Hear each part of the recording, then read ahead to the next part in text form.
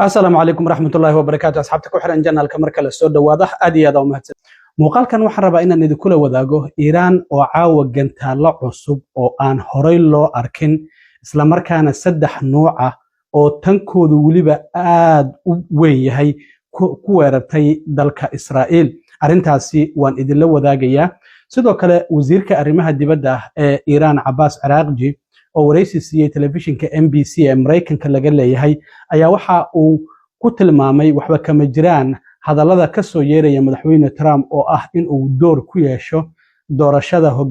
hogaamiyaha sare ee wadanka Iiraan iyo sidoo kale muxuu uga jawaabay hadalkii Trump ka soo yeeray oo ahaa waxaan ka doonaynaa Iiraan isdiibis aysan wax shuruud ah aysan ku jirin arintaasi muxuu uga jawaabay Trump sidoo kale waxa uu yiri iyo waliba Israa'iil way u dhaaranayaan ninka xiga ee hogaamiyaha Iiraan loo dooran doono waxay leeyihiin isaguna wax badan si ma noolaan doono arrimahaasi ayaan idin la wadaagayaa balse marka hore soo dhawaada kan Salama Group waxay idin haysaa adeegyo cusub waxaana kamid ah adeegyadaas 1 hoteello u dhow labada xaram ee Makka iyo Madiina loogana lugeyn karo xilliyada salaada 2 gaadiid aad ku soo booqan doonto goobaha muqaddaska ah ee lagu xusayo taariikhda Islaamka 3 baridda qaabka loo guto acmaasha umrada 4 umreynta waalidka ama walaalka oo geeriyooday ama aan awoodin 5 haddii aad tahay qof qaba baahi khaas ah xagga caafimaadka waxaan ka caawin doonaa gudashada acmaasha haddaba ku soo dhawow qiimo jaban oo ku raali gelin doona faahfaahintaasi dheer fadlan WhatsApp number eber 9645459274 mahadsanidin maalintii sagaalaad ayuu galay dagaalka Mareykanka iyo Israa'iil ay ku qaadeen Iiraan iyada nafsad ahaanteedu waxa ay wali wadaa duqeyntii ay ku haysay wadamada bariga dhexe iyo waliba Israa'iil inkastoo madaxweynaha wadanka Iiraan uu raali gelin ka bixiyay in duqeynta uu u geystay wadamada dariska laakiin waxa uu yiri hadii aanan dhankooda nala ka soo weerarin anaguna wax dhibaato ah uma geysanayno laakiin waxa ay wasiirka arrimaha dibadda oo isaguna wareysi siinayay telefishinka MBC arintaasi wax laga weydiiyay oo wadamada bariga dhexe maxad u weeraraysaan oo saaxiibadiina waxa uu yiri inagu wadamadaasi ma weeranayne danaha Mareykanka ama saldhigyada Mareykanka ee halkaasi ku yaala in la ka soo weeraray ayaan weeraraynaa haddaba telefishinka Iiraan ayaa caawa waxa uu baahiyay gantaalo cusub oo nuucooda aan horey loo arkin oo caawa Iiraan ay ku weerartay wadanka Israa'iil gantaaladan waa saddex magac oo kala duwan ayayna leeyihiin waxa la kala yiraahdaa Qadar Imaad iyo Khaybar Shikim ayaa la kala yiraahdaa iyagoo diraya ayaana telefishinku muuqaalkan uu ka soo duubay telefishinka afka Carabiga ku hadlay Al Jazeera ayaana baahiyay waxa ay leeyihiin 700 oo kilogram waaye ilaa iyo hal tan ayay dhan yihiin meeshay ku dhacaan waa u dhamaatay kuwaas sidoo kale waa kuwii madaxyada badan lahaa ee marka la diro isqaybinayay marka saddex nooc oo cusub oo aan horey wali loo arkin ayaa hadda caawa Iiraan waxay u dirtay Israa'iil iyadoo gantaaladaasina ay yihiin sida ay sheegeen kuwo waa dufcadii 28aad oo ay diraan ilaa iyo muddadii 9 maalmood ah oo dagaalku socday marka waxay leeyihiin dufcadan waa tii 28aad Mareykanka iyo Israa'iil waxay leeyihiin meelihii laga soo tuuri jiray ayaan weeraray gantaaladan hoos u dhac weyn ayaa laga dareemayaa meelihii ay ku sameynayeen waan burburinay meelaha laga soo tuuro markastoo aan aragno waan duqeyna laakiin Iiraan xilliga habeenkii ayay qaraabtaa iyadoo maalintii waxba ma duqeyso Mareykanka iyo Israa'iil iyaguna maalintii ayay qaraabtaan oo Iiraan ay duqeeyaan laakiin sidoo kale Iiraan iyadoo habeenkii marka la afuro kadib ay howlahooda isku dubaritaan kadib markaas ayay bilaabaan inay gantaaladaasi ay ridaan marka muuqaaladan aad arkaysaan waa telefishinka Iiraan oo baahinayay markii gantaaladaasi ay dirayeen saddexda nooc oo cusub oo ah dufcadii 28aad ay leeyihiin oo Qadar Imaad iyo Khaybar Shikim la kala yiraahdo isla markaana tankoodu u dhaxeeyo 700 oo kilogram ilaa iyo hal tan ayaan caawa waxay leeyihiin waxaan u dirnay wadanka Israa'iil sidoo kale waxaa jirtay in habeennimadii xalay ahayd ilaa iyo 10 qarax laga maqlayay caasimada Tel Aviv waxa ay sheeganayaan ilaa iyo 3 qof inay ku dhaawacmeen laakiin muuqaaladan aad arkaysaan ayaa laga soo tabinayaa in halkaasi ay ka jiraan Iiraan hadda waxa gabagabo u maraysa doorashada hogaamiyaha sare ee lagu bedelayo Ayatollah Ali Khamenei 28kii bishii hore ay dileen Mareykanka iyo waliba Israa'iil laakiin Israa'iil waxay leedahay qofka bedeli doona waxa oo loo magacaabi doono hogaamiyaha sare Iiraan bartilmaameed ayuu noo yahay. Trumpna waxa uu leeyahay sidoo kale hogaamiyaha sare ee Iiraan ee soo socda wax badanba siima waari doono oo ma jiri doono marka la doorto, isla markiiba waan dili doonaa. Ingiriiska oo dagaalka galaya sheegay Trump ayaa cambaareeyay. Wuxuu leeyahay ra'iisul wasaaraha Ingiriiska Sir Keir Starmer waxa uu leeyahay waxaan u sheegayaa ma doonayna dadka doonaya dagaalka inay ku soo biiraan kadib markii aan ku guuleysano, marka waa soo dahdeen xilligan idinma baahnin ayay u dhigantaa oo Trump uu ku leeyahay dowladda Ingiriiska, marka si xun ayuu ugu daadinaya. Marka waa tii la weeraray sidoo kale goobaha shidaalka ee wadanka Iiraan oo aad arkaysaan holacan inuu ka baxayo oo Israa'iil ay weerartay. Sacuudi Arabiyana waxa la leeyahay 2 qof ayaa dhimatay, 12 kalena waa ay dhaawacmeen kadib markii in gantaal uu ku soo dhacay magaalada la yiraahdo Al-Kharaj oo wadankaasi Sacuudi Arabiya. Marka wali dagaalku waa uu socdaa. Trump waxa uu leeyahay waa inay isdiibaan. Haddaba wasiirka arrimaha dibadda ee wadanka Iiraan Abbas Araghchi ayaa waxa uu markii labaad wareysi siiyey telefishinka NBC ee Mareykanka laga leeyahay. Arrimo dhowr ah ayaa wax laga weydiiyay. Arrinta ugu horeysa waxay tahay waxa la yiri hadalkii Trump ka soo yeeray oo ahaa inuu door ku yeesho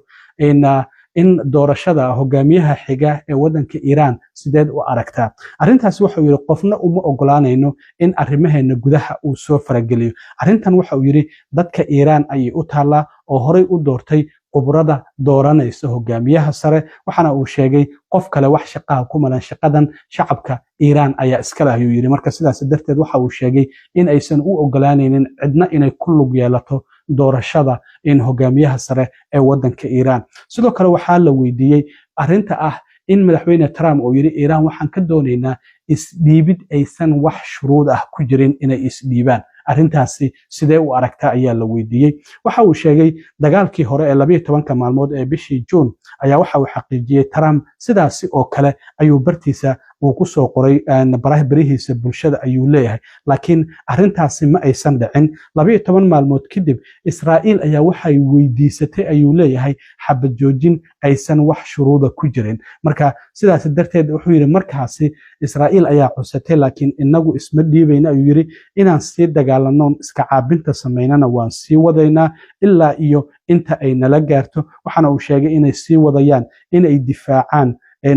danahooda. waxa uu yiri waxaan sii wadaynaa inaan isdifaacno isla markaana aan difaacno dhulkeena, dadkeena iyo waliba sharafteena. Sharafteenuna iib ma ahan ayuu yiri oo sharafteena ma iibsanayno. Haddaba waa kan wasiirka arrimaha dibadda Abbas Araghchi ee Iiraan oo maanta wareysi siinayay telefishinka laga leeyahay NBC waliba barnaamijka Meet the Press oo maalin kasta oo axada ka baxa telefishinkaasi. We allow nobody to interfere in our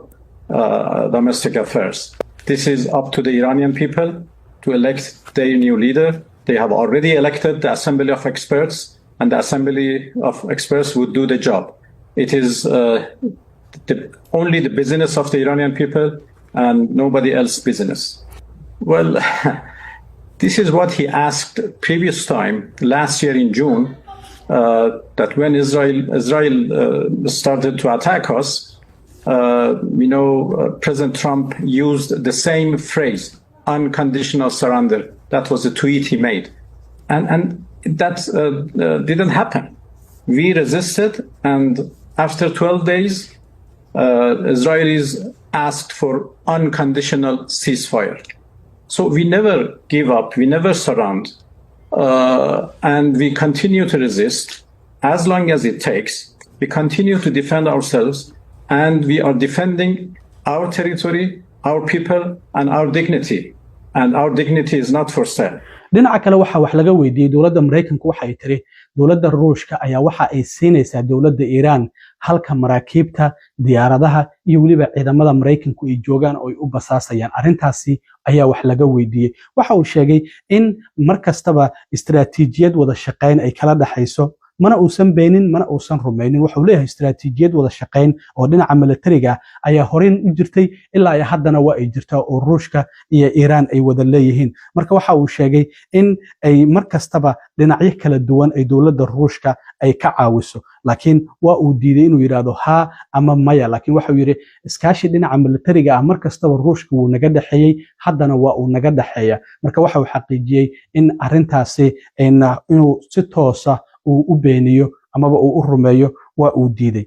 dhinaca kale xogeyaha guud ee amniga qaranka Cali Laarajani ayaa isaguna bartiisa X waxa uu ku soo qoray in ciidamada Mareykan ay gacanta ku hayaan arrintaasi wasaaradda gaashaandhigu waa ay beenisay laakiin sidoo kale waxa uu ku sheegay bartiisa X in Mareykanku uu qarinayo tirada ciidamada ka geeriyootay waxa uu yiri 5 ilaa 6 ay sheegayaan laakiin inta ay qarinayaan ayaa ka badan arrintan waxay ku soo beegantay xilli madaxweyne Trump iyo sidoo kale xaaskiisa Melania madaxweyne ku-xigeenka JD Vance iyo wasiirka gaashaandhiga ama dagaalka Pete Hegseth ay soo dhaweeyeen naxashka meydadkii ay ku jireen 6 askari oo ku geeriyootay saldhiggii ciidamada Mareykanku uu ku lahaa Kuwait halkaasi oo madaxweynuhu salaan uu kaga qaatay marka waxay leeyihiin tirada ciidamada Mareykanka uga dhimatay dagaalkan intaasi waa ay ka badan tahay laakiin waa ay qarinayaan oo shacabka Mareykanka ayay arrintaasi ka qarinayaan marka arrintaasina waa ay jirtaa waxyaabaha kale ee soo kordha hadii aan leedmo waan arki doonaa laakiin waxa la yaab leh in Iran caawu ay sheegtay in gataalo cusub oo aan horey loo arkin oo waliba 3 nooc oo tankoodu 700 oo kilogram ilaa iyo 1 tan u dhaxeeyo ay ku qaraaceen caasimadda waddanka Israa'iil ee Tel Aviv iyo meelo kala duwan oo waliba waddankaas Israa'iil qasaaraha ay geystaan waan arki doonaa waxaan ognahay gantaaladii difaaca Iron Dome in ay daalisay Iran sidii gantaalo ay habeen waliba kala duwan ay ugu garaacaysay oo hadda intooda badan ba aysan celin karin oo ay ku dhacayaan gudaha waddanka Israa'iil marka waxyaabaha ka soo kordha waa la soo socodsiin doonaa aad iyo aad u mahadsantiin asxaabta intaan mar kale kulmi doono waa saaxiibkeen cilmi qoro idin la sida iyo nabadgelyo